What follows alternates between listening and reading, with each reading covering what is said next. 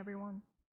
As Mitch mentioned, I'm a data scientist at Schnucks, and I'm very happy to represent our Schnucks IT and data analytics team's work on solving out-on-shelf problems at Schnucks. So the presentation is about how we are leveraging the robotics and data analytics to solve out-on-shelf situations for our customers.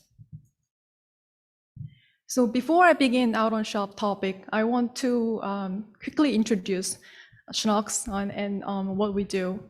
So probably most of you know, the Schnucks is a supermarket industry company, and we were founded in 1939. It's a family-owned business in St. Louis, and we have 111 stores across 4 states, mostly operating in Missouri. We have 13,000 more employees, and we were ranked at 149 Forbes America's large private companies in 2020. We also donate a lot of food pantries to such as Operations Food Search. We have innovative programs to serve our customers. We have Schnucks Delivers and curbside pickup. And a lot of our customers these days have Schnucks Rewards, so that's our loyalty program. And we also have digital price tag, and we also offer daily kiosk and order ahead programs. Schnucks is a pretty innovative company. We have several awards. I want to mention the 2 awards here that we received recently. It's the 9th most digitally mature retailer from the Supermarket News. Also, our loyalty program was at 3rd place from the America's Best Loyalty Programs. So that's about Schnucks, and let's dive into the out-on-shelf.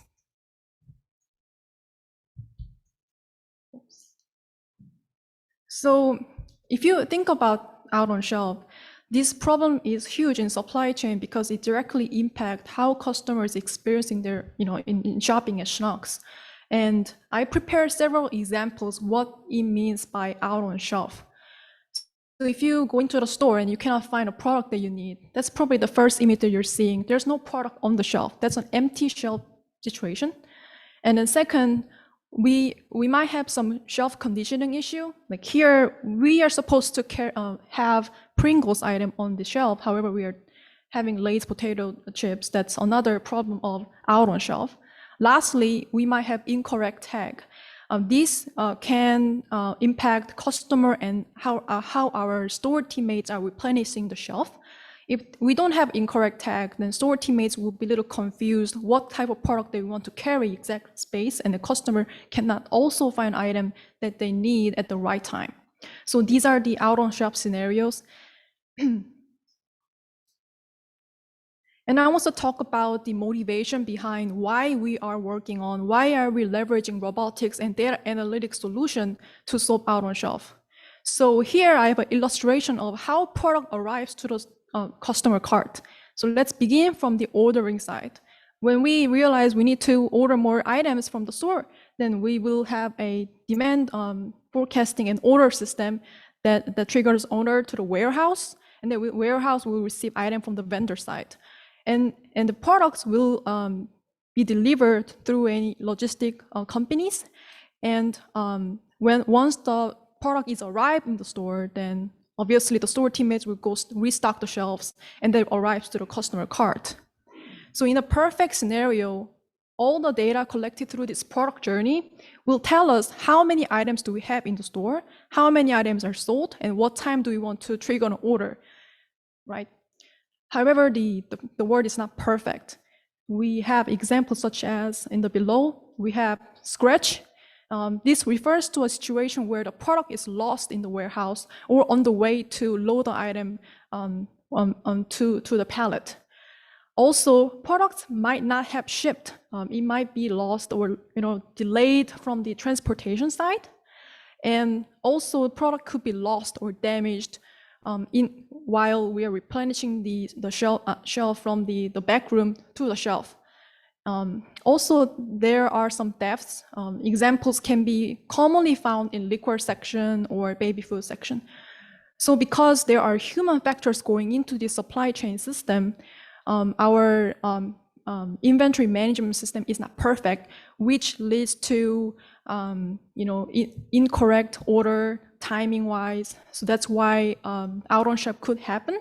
That's why we decided to build a robotics and the data analytics solution to solve out on shelf.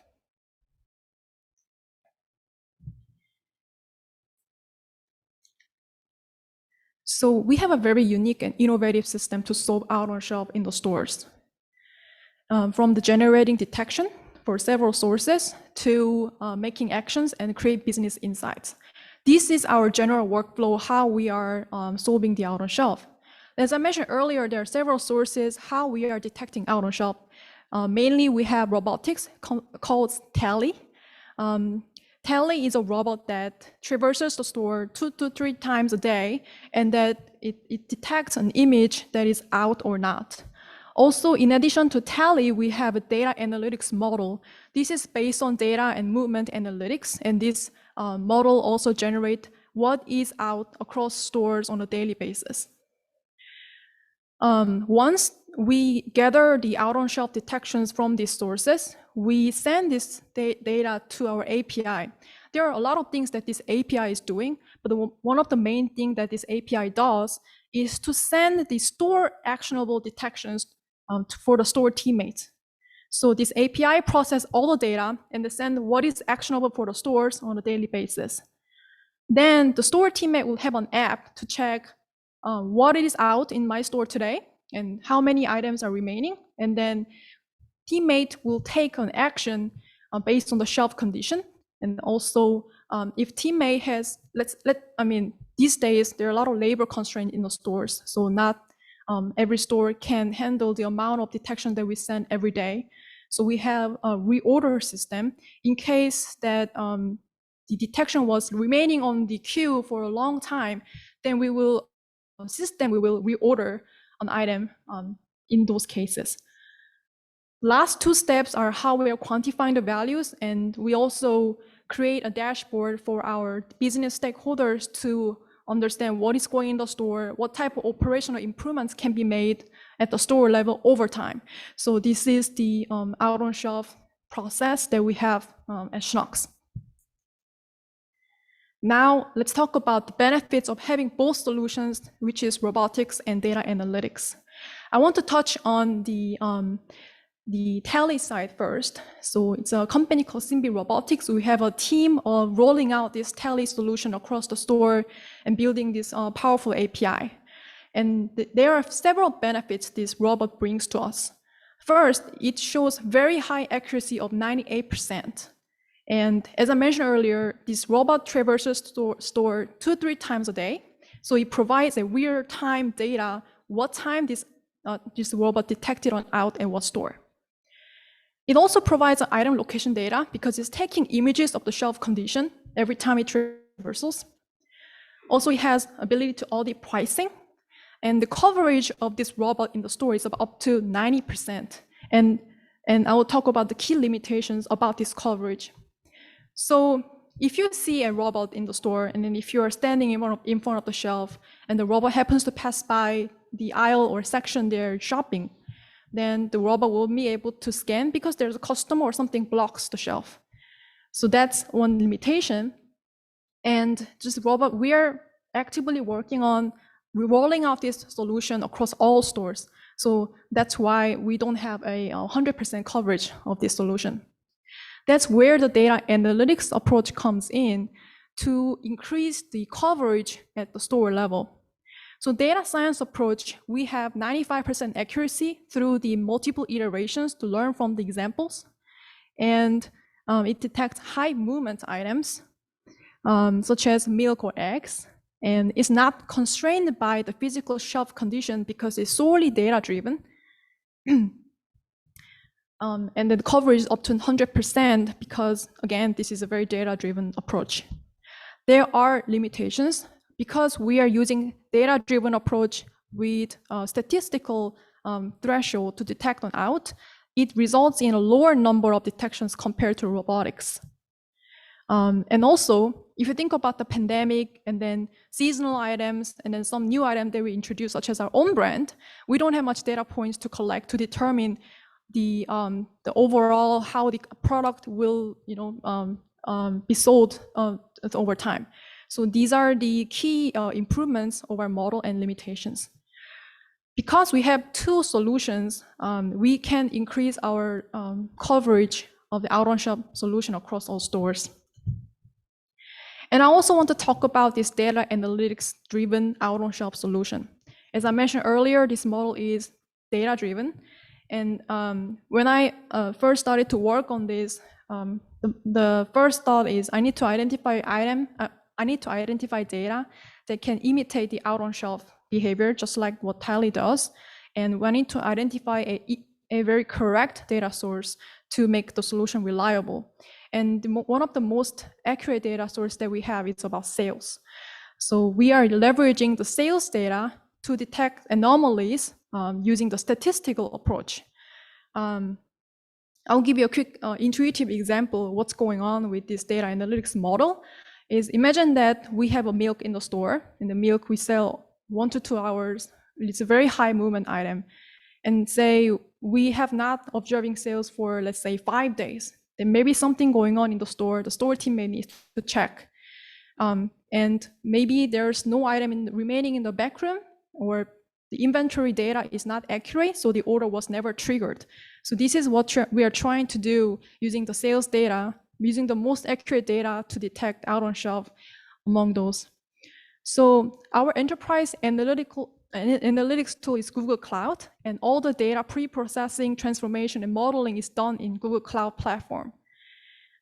So all sales data by store at the product level is processed on a daily basis. And we take a look at the sales interval between over years of the data across store at the item level. And here comes the modeling part. This statistical model will tell us what is the chance of seeing no sales or long time of no sales, such as milk example, for that long time. Is this normal? That's what we are trying to detect using the statistical approach. And here we are using very conservative threshold to detect an out so that the solution is reliable. We iterate through multiple times to reach 95% of accuracy, and this model is deployed across all stores since last January.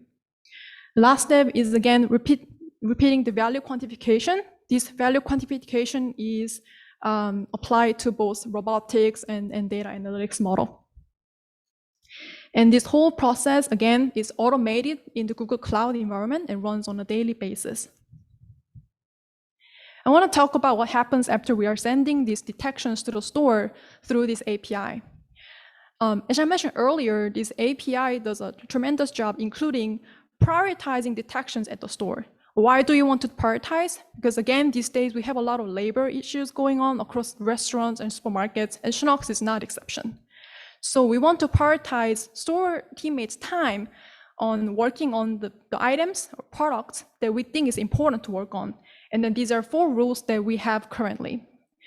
We want to prioritize items that under the nutrition programs called week. And items in the ad, we will observe high promotion lift when item is on the ad. So we want to have enough supply for this item. So out-on-shelf detection on these items are critical. Third, we have a key value items that defined by our merchandising team. Lastly, of course, highest margin, we want to carry these items as well. Once these items are prioritized for our store teammates can take several actions. Again, it's really dependent on the store shelf condition. Number 1, store teammate could replenish the shelf from display. If you're shopping in the liquor section, you might find wine in the freezer or on the shelf. So that's kind of situation what I meant by display. If there's enough supply or items for example, in display, we can move around these items to be on the shelf. Second, replenish shelf from the back room. Maybe the shelf capacity wasn't enough to handle the receiving that we just got, so we can have some remaining inventory in the back room, and the store teammate can check if we are having enough inventory in the back room and then restock from there. Third, I mentioned that our inventory system is not perfect, and by sending these detections, they can check if the inventory level is up to date. If not, they can also update the number.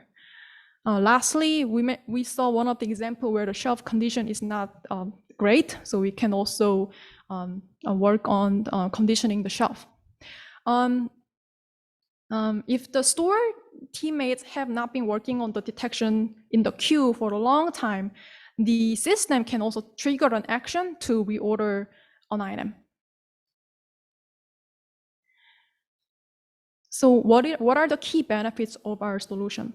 Every day, we have 20,000 store actionable detections across the company.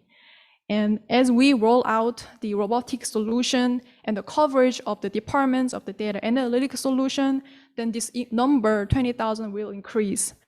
And with this solution, we can achieve three things. First, of course, we can start generating sales of the item that we've been having out of stock in the store for a long time. Second, we can also reduce some labor in the store who is doing manual check of the inventory counts few times a year. Lastly, what we really want to do is improve our customer experience in the store, helping customers find the right item at the right product at the right time. So these are the key benefits. And before I wrap up the presentation, I want to thank IT and DNA department and store operations who make this solution possible. Thank you.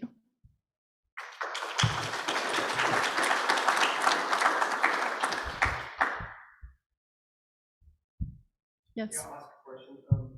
Thinking with complementary products, so for example, if hot dogs are out, I'm not going to go buy hot dogs. Yeah, the question is if we are considering this complementary products for out on shelf. Absolutely. And that comes into the value quantification approach. Some products might have specific needs, finding the right brand of the product they're looking for, but some customer might choose some other item from other national brand or our own brand. In that case, we take a conservative approach to quantify the value. We don't think all the sales will lumped into some other product. So we have our some business rules behind it to consider that complementary products. Yes. What outcomes are you seeing so far? The question is what outcomes we have seen so far. So sales are number one. Through the rigorous quantification approach of out on shelf, we've been seeing high incremental sales that I can speak here right now, but the sales are definitely one, and our customer experience in the stores. And I think that's it. Yeah. We have one question from the online audience. Are you using the shortage detection algorithm to identify a shrink rate factor for item families that may be helpful in buffering order quantities from your suppliers? Sorry, is the question about how our out-on-shelf solution is identifying shrink activities? Sure. So when you are identifying the shrink rate, Yes. are you using a shortage detection algorithm for that? So as I mentioned earlier, the API does a lot of job. And what we are sending to the store is really what's store level actionable. And if there's any other type of activity such as shrink, the API will filter those items with that type of business reason out, because that's not specifically a store-driven reason. Yes. Have you looked into opportunities to, prevent or mitigate those shortages in a more proactive way, given the large amount of data you Yes. collect? Yeah. Oh, the question is if we are taking more future-looking approach to proactively prevent out on shelf. That's a great question, and that's really the next step of our the team's approach on identifying the reasons, and then we could leverage maybe the predictive algorithm to say we think based on this data this is possible reason, and then stores can take a action to prevent type of reason in the future at that item. Yeah. Yes. Yeah, my question was about the customer experience piece. It wasn't clear to me, how are you, other than revenue generation uplift, how are you measuring customer experience from Sure. these solutions? So we have several ways of understanding customer experience. One is the NPS score that it's called Net Promoter Score. And then there are categories of customer experience. And then one of the main experience factor is finding the item at the right time. So we have this kind of survey result coming through our system, so we can quantify how we are doing overall. And then that's the kind of data that we have through the third party. Does that answer your question?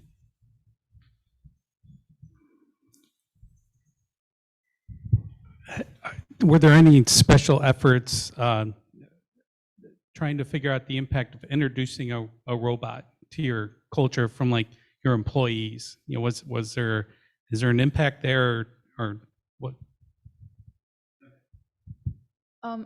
I think the question is what was the store teammate experience was like through the solution.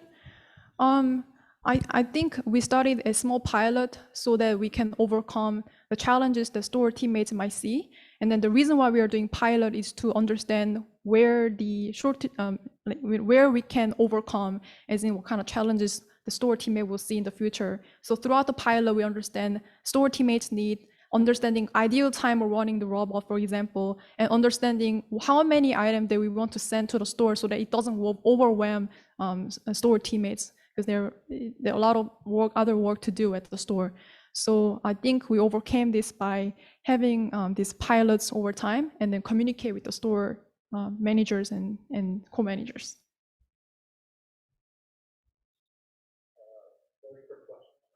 It's more a comment. I just wanted to say thank you for the presentation. I saw one of your robots at a store, and my son asked me, "What is that?" And I had no idea, and now I can tell him. You know what? I have a coworker there.